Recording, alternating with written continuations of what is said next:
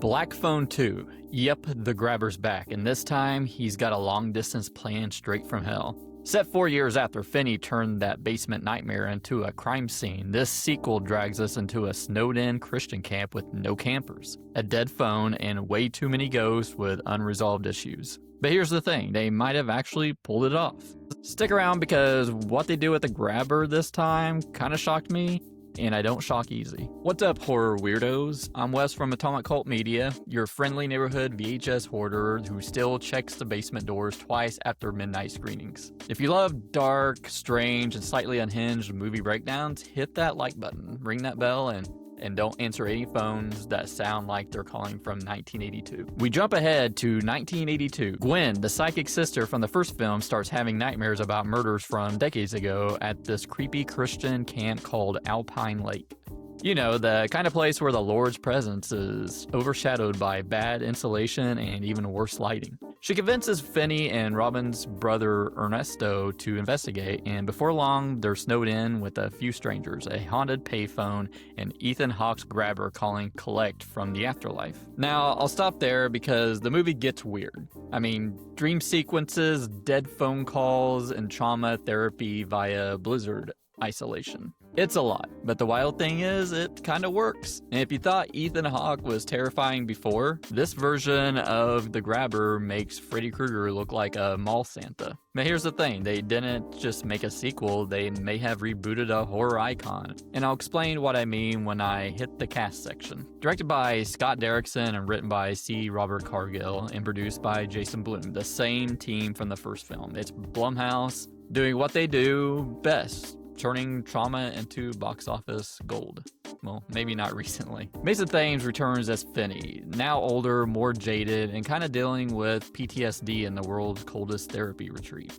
Madeleine McGraw steals the show again as Gwen. Honestly, making her the protagonist was the right move. She's like if Nancy from A Nightmare on Elm Street had psychic abilities and no time for your nonsense. Ethan Hawke is back as a grabber, but this time he's not flesh and blood, he's like a supernatural mix of Freddy and Jason. And the whole mask redesign with this face falling apart, it's kind of creepy. Demián Bichir joins as Armando, the camp supervisor with more secrets than a confession booth. And Jeremy Davies as the father of both Gwen and Finney actually gets more to do this time, and finally some redemption arc vibes there too. Of course, there are direct Nightmare on Elm Street vibes, from Gwen's dream powers to the idea of generational trauma living in your subconscious. But beneath that, it's a cycle of violence, how trauma literally haunts you until you face it. Gwen's visions aren't just supernatural, they're guilt, memory, and grief trying to make sense of her mom's death.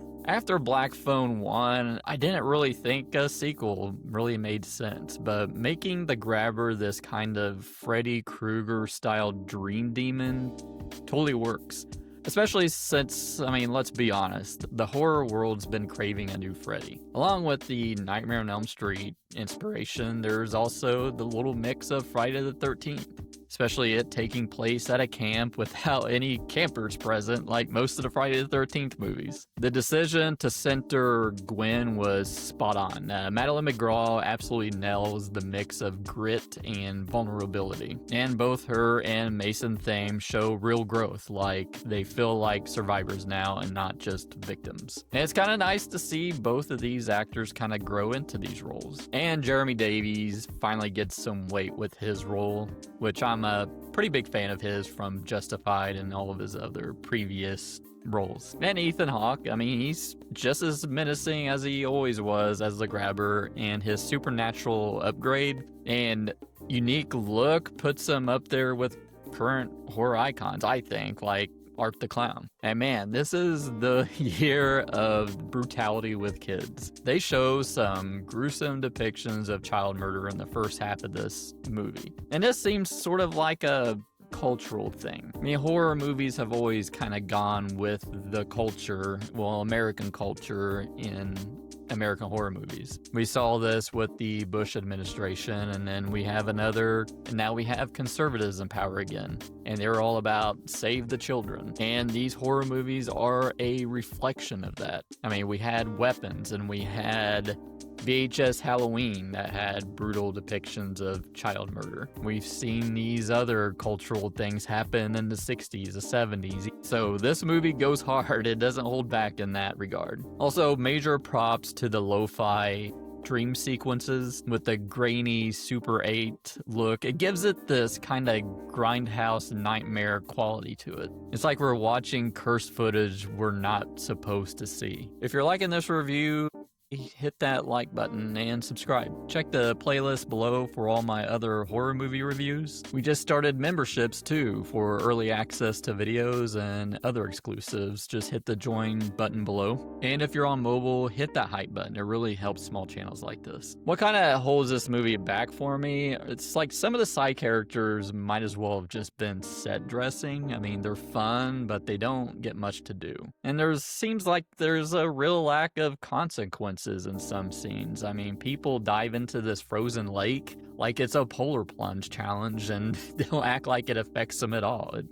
Found that kind of weird, especially since this is taking such heavy inspiration from the Nightmare and Friday series. It doesn't really compute to me. Some of the dialogue is pretty try-hard. I mean, with some of the catchphrases that yell, "This takes place in the 80s," like radical, and it's just kind of cringy. And of course they give Gwen these like wild combined curse words, and I don't know, it didn't flow very well.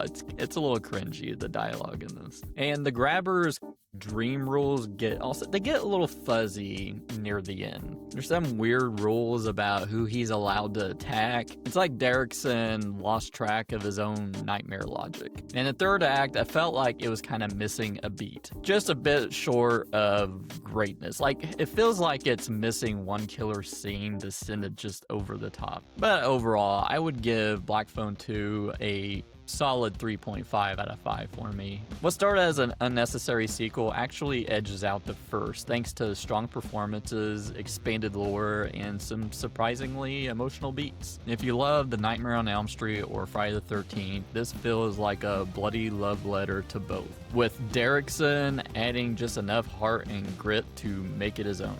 Some might find it derivative, I kinda dug it. Strong performances, I loved a lot of the visuals in this, and I recommend checking this out while it's in theaters, because support horror movies in theaters in October, because I want more horror movies in theaters in October. But what did you think of Black Phone 2?